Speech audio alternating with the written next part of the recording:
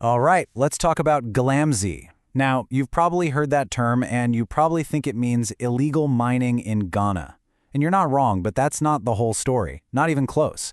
What if I told you it's actually just one tiny, visible gear in a massive, global machine that's humming along almost silently in the background of our everyday lives?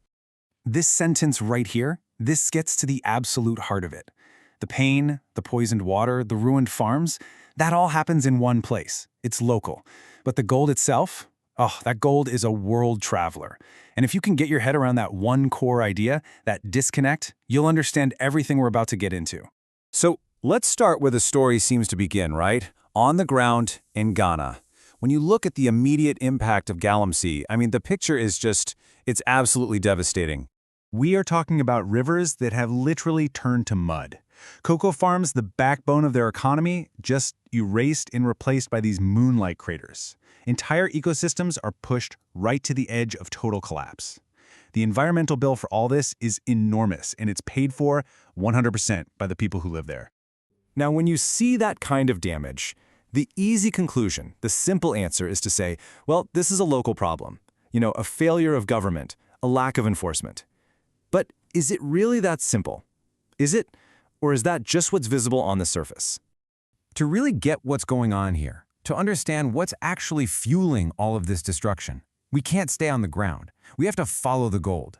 We need to trace its journey from a muddy riverbank in West Africa all the way into the polished, high-security vaults of the global financial system. And that journey, it happens in these clear stages. First, it's dug out of the ground. Then, middlemen gather it all up. It often gets smuggled across a border to a neighboring country. From there, it's sold to international trading houses, gets refined in a place like Dubai or Switzerland, and then, poof, it slips right into the formal, legal global market. And here's the kicker.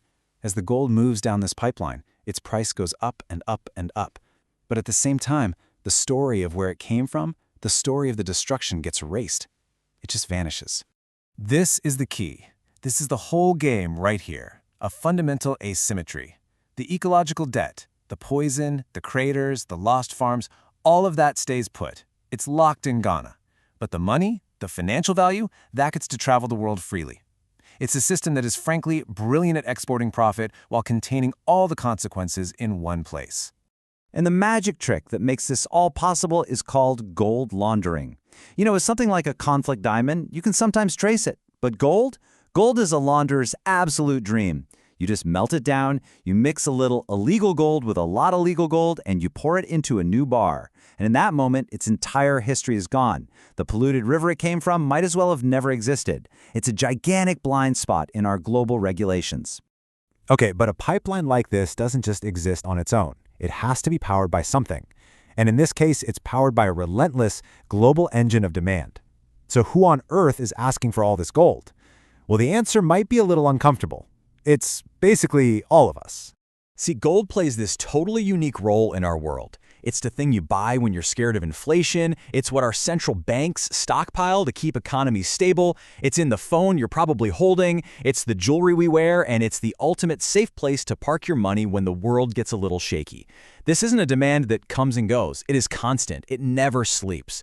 And because that demand is always there, it creates these wild, invisible connections. So think about this for a second.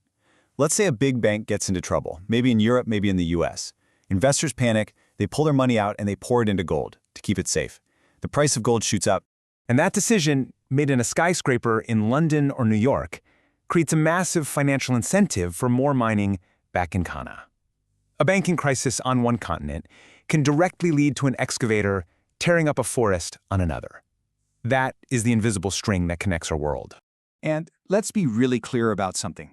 This isn't a couple of guys with a pan and a shovel anymore. Modern Galamsey is an industrial-scale operation. We're talking massive excavators, high-pressure water cannons, heavy machinery. And where does all that stuff come from? It's not made locally.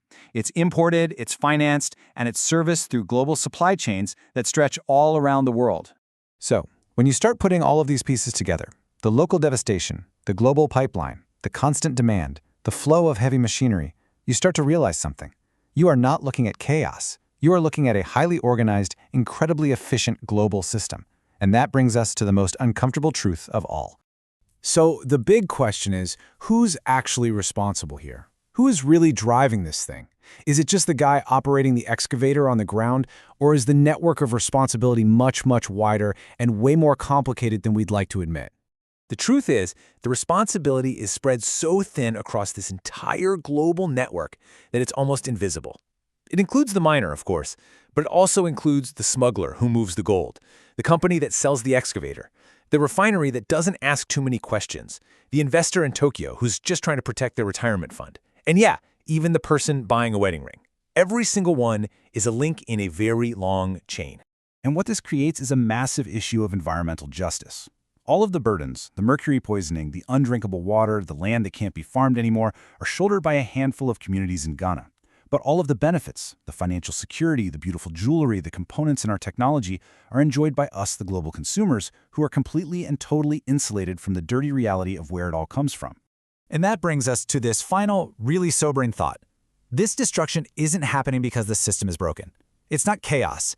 The destruction is happening because the system is working perfectly. It's a global economic structure, and it is functioning exactly as designed, to separate valuable resources from their messy origins and to separate profit from cost. And until we are willing to look at that structure, the global machinery of Galamsey is just going to keep on running.